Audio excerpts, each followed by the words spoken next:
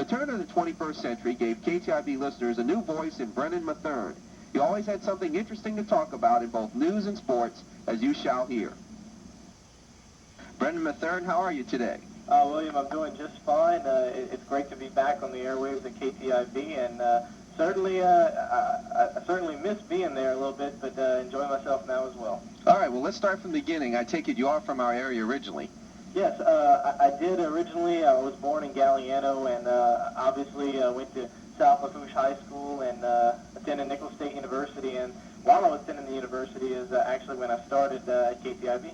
And of course, a lot of us know you for sports, and from what I hear, you used to be an athlete, correct? Yes, not a career that I'd like to talk about too much, but yeah, I did play a little football in junior high and high school. Obviously, I was into sports ever since I was a kid, and always wanted to be a sportscaster. Never really had, the drive to do anything else. I always thought it was a dream job until I got to college and realized that I could actually do it for a living. Right. In my case, in junior high, I was second-string tackling dummy. Yeah, that sounds about right to me. Okay. Well, so I know obviously you had an interest in broadcasting. You went to Nicholls to get your degree. From that point, was KTIB your first broadcast job?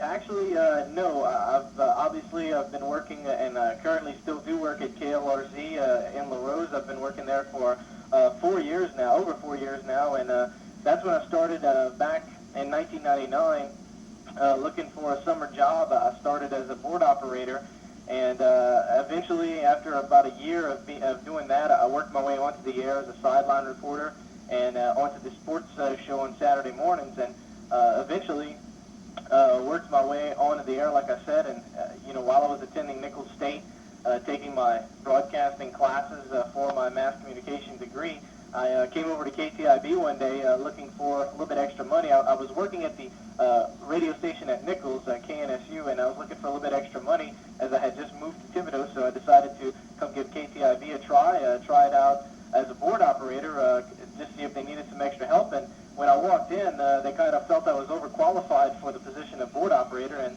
at the time they were looking for a news director, and so I went ahead and read some news, and I guess it was all history from there as I started. Right after that, a couple of weeks later, I was already into the groove and reading news, and that's kind of and thankfully so, because that's where I've ended up today, pretty much doing the same thing, reading news and sports and just having a great time. Now, in your stay at KTIB, were there any news and or sports stories that seemed to stand out more than others? Oh, absolutely. Obviously, we had, for some reason, it's a story that we covered a lot while I was there, the DNA trial for Marlo Charles and his brother. Of course, it was an interesting situation where the brother had spent something like 20 years in prison. Of course, this was just last year that this came out. The brother had spent something like 20 years in prison, and he finally got out because it proved that his brother was actually the one that had raped and killed this girl, I believe.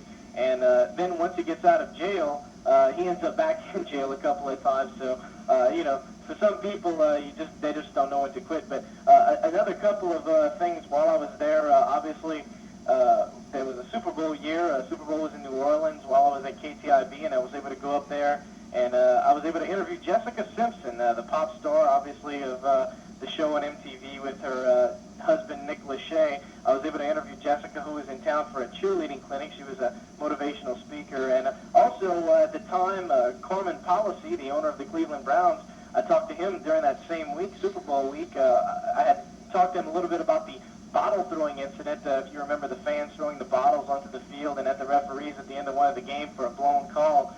So that was a lot of fun to be able to talk to him in that same year. All at KTIB, we did those interviews live on the air, and it was certainly, those in particular were really interesting.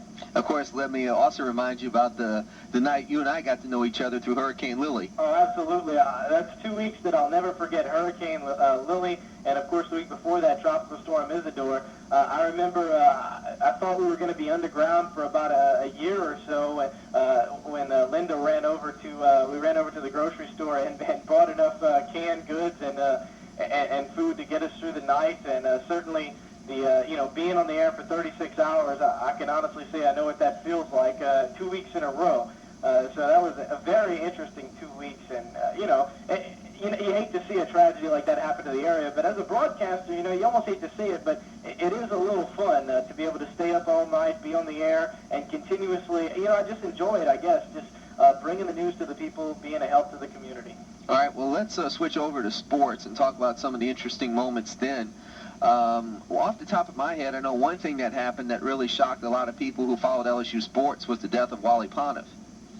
Yeah, obviously that took. I remember actually that summer being at a fishing rodeo somewhere in. Actually, I was at the Empire Fish South Pass Tarpon Rodeo, and I remember talking to some people. Just we just couldn't believe it. It was just such a shock to everybody when it did happen.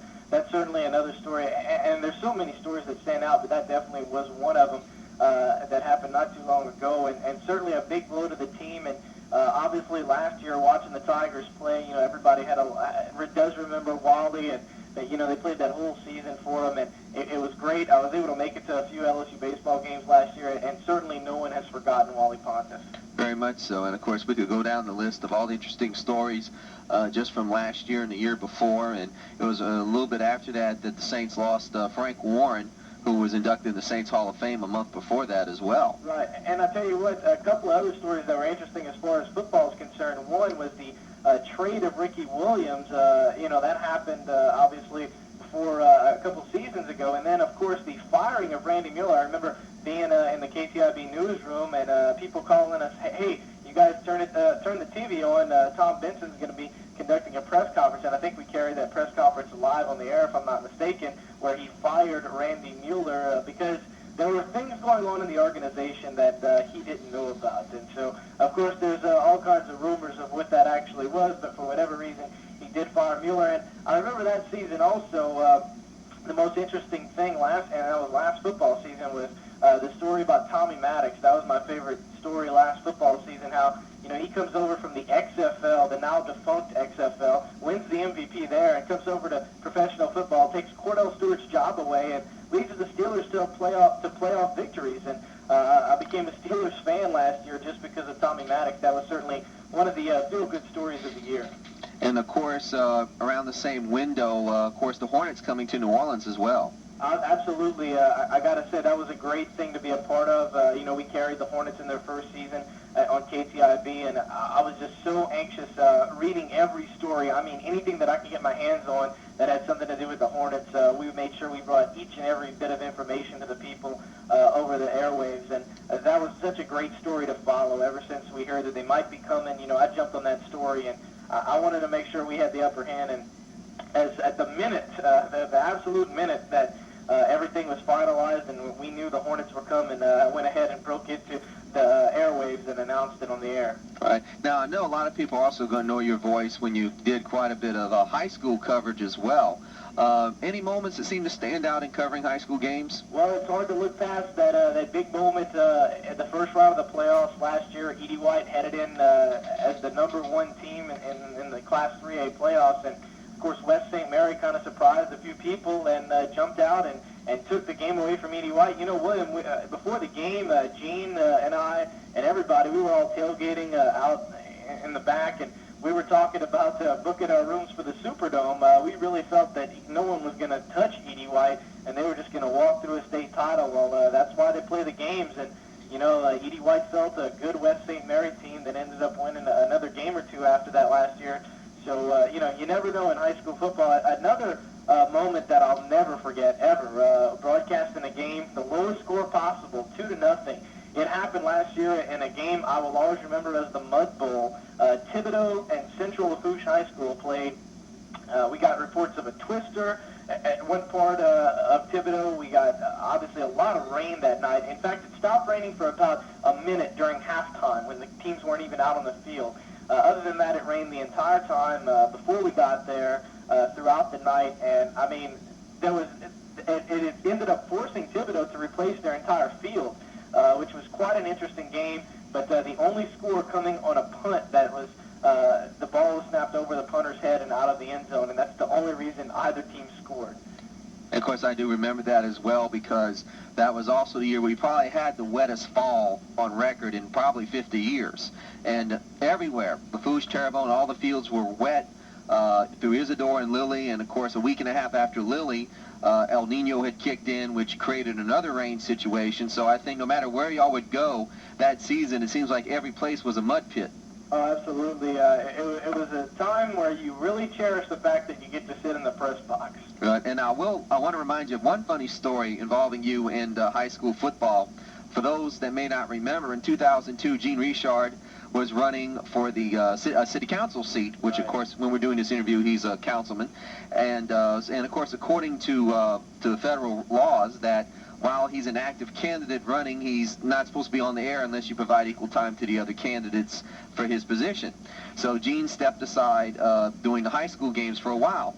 And then the first game that he came back for, you had an interesting introduction for him. Y'all were outside, I think, doing Bayou Sports Talk from E.D. White Stadium, and you said, "And now, ladies and gentlemen, tonight we have a special guest coming up to the microphone. Don't know if all of you remember this guy, but his name is Gene Richard." Yeah, William, I'm glad you brought that up. Obviously, the sports show, Bayou Sports Talk, Linda came to me last April and asked me if I was interested in doing a show that was going to compete with Buddy D, and I said, well, I don't know how it's going to go, but we'll give it a try, and certainly I gave it my all, and I got to tell you that was obviously football, my favorite sport, and football season, my favorite season, and I really felt that we needed to do the show on the road a couple times. I think the first time we took it on the road was when E.D. White played St. James for the district title. And we certainly loved being over at St. James. We had a little tailgate party going on, and we did the show live from there, and it was great. And then the next week, when E.D. White played with West St. Mary in the playoffs, we enjoyed that as well. We did a little game, a little broadcast outside of E.D. White, right by the gate as everybody was walking in. And of course, the cheerleaders came to say hi. All the fans that stopped by, listened to the show, listened to us talk. We had the radio out there so people could listen to what we were saying. We had so many special guests stop by and talk to us over the air, and that was really one of my favorite shows that I had done all year. Really doing that show live from E.D. White. And quite an exciting night as well for football. Now, and of course, you bring out Bayou Sports Talk. And how long did you sit as host for that?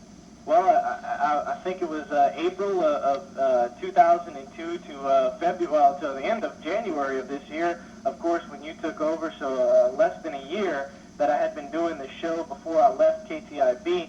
But certainly I hope I was able to get it off the ground for you. I think we came up with a pretty cool format as far as giving people their scores every day. I had gotten a lot of input off the air, people calling me and letting me know, hey, I like what you're doing here. Here's another good idea of what you could do. People really enjoy just tuning in and listening to all the scores being read from the night before because some people, they get to work all day. They don't have time to read the paper. They don't have time to watch TV. And they could just turn on their radio at 5:15 or so and just get all the scores from the night before, get all the games that are coming up tonight, let them know if they have to tape anything. We always told everybody what was coming on TV that night.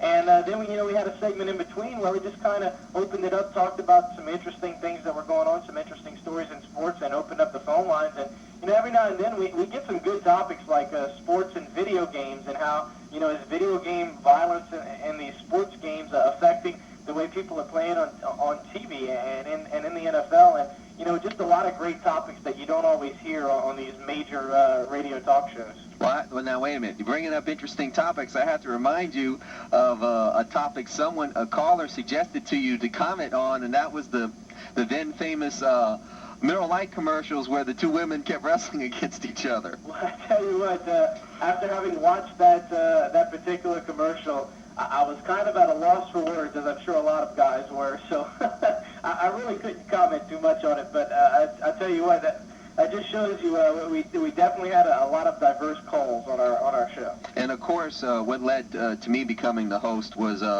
being one of the regular in-studio guests with you. Of course, we have to confess to listeners, the real reason why I replaced you is because I was the only cheapskate Linda could find. So. Well, I think it was more the fact that, you had appeared on Louisiana Live so many times as the resident Saints authority in Thibodeau. And, of course, being a Saints affiliate at KTIB, I think it was a kind of a no-brainer for Linda to kind of bring you on and I guess get you on board at KTIB and I guess that kind of opened the door for you as far as the weather and everything else. So I think it was, she definitely brought you on for sports, and I think she hoped to keep you there for a lot more. I kind of talked to Truck and told him, look, man, I really like sports, and I'm really, going to get into the sports avenue. And he said, well, what about the talk show? I'm really looking for somebody to take over for me because I would like to do a few other things. And I told him, I'm not too into politics, but I'll see what I can do. Well, certainly he had me start covering the council meetings, and those things were more interesting than football games sometimes. So I really got into politics, and I can't say that I regret it. One of my really good friends ran for councilman this year, and I really got to meet all of our elected officials. I mean, really, I can't go anywhere without somebody knowing me now, and really every time I walk into a place, I know everybody there, all the important people, the parish president, the district attorney, the sheriff. Being on a first-name basis with all these people has certainly been great. Anything I need to get done, I can get it done now. Anytime I'm looking for an interview or anything, just being able to have a great working relationship with all these people, I've got to really attribute it to the work that I've done on the station. Well, before we go, since this is of recent vintage, and we at KTIB have had some problems, though, at other stadiums, tell everybody about the inrush of callers you had over y'all not being able to broadcast at Hahnville for football. Yeah, I tell you what, obviously it's really attracted your attention, and it really attracted the attention of a lot of people. One of the hot topics, and we got to admit that we don't screen our phone calls. We know a lot of these bigger radio talk show, you got to call in and someone else answers the phone. You got to give your name, what your question is, what you want to talk about, and every now and then someone slips through the crack. But on our show, we don't screen the calls. You call in and we put you right on the air. We don't even ask what you want to talk about. Well, a few weeks ago, South Lafourche, of course, played against the Hornville Tigers in Bootsy at Hornville High School, and as we normally do, we called that week to get permission to broadcast the game. Well, apparently they waited a couple days and called us back and turned us down. Now, we haven't missed broadcasting a South Lafourche Tarpon football game on that radio station in a long time, unless it was because of our own fault. No school had ever, in our history of broadcasting football, turned us down to broadcast a game. And the reasons they gave were because they didn't want ticket sales.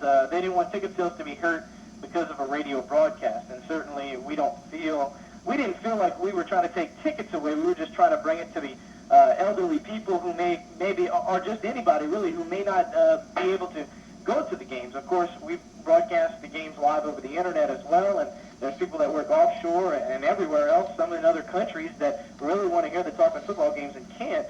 And so, we felt that we were just doing a service to them. Well, apparently we were turned down. We were turned down by Destrehan a couple weeks later to do a Central Lafourche broadcast there. So I don't know if we're going to be allowed back in St. Charles Parish, especially after the phone calls. We got so many phone calls about, why aren't you guys broadcasting the game? And we explained that it was Hahnville High School's decision not to let us broadcast. Well, what we did was we went ahead and said, okay, look, you guys are upset because we can't broadcast the game. Here's Hahnville High School's phone number. Why don't you guys call the administration and express your displeasure with their decision of not letting us broadcast? Well, that afternoon, after the talk show and during the talk show, Hahnville High School received over 200 phone calls from upset Tarpon fans wanting to know why the game wasn't being broadcast. So, that just shows you the power of radio right there, and how important football is down here in South Louisiana. Certainly the Hahnville administration wasn't too pleased, and maybe that's why we probably won't be broadcasting another Hahnville basketball or football game. Very interesting. Well, before we head out this evening, is there anything you'd like to say to all our listeners? Well, I'd just like to say hi to all of the faithful listeners that KTIB has had over the years, one of them being Doug. Certainly miss my daily phone calls from Doug, but I'd just like everybody to know that my time at KTIB was well valued. Certainly it allowed me the stepping stone to kind of move up in the broadcasting ranks, and I was able to learn a lot being at KTIB. I really consider it more like a training base for me. I was able to learn a lot about about being news and sports director and what all that entailed, and doing my own sports show every day. I think it really kind of prepared me for just about anything else I'll have to do in the world of radio, being, having my hands on a little bit of everything. Right now, my job is a little bit more laid back than it was at KTIB, so I really feel that I did, I hope that I did a good job, and I really enjoy bringing the storm coverage to everybody, and I just hope that, KTIB can continue being a pillar of the Thibodaux community like it's been all these years. Brennan Matherne, one among many multi-purpose personalities stemming from Thibodaux's historic radio past.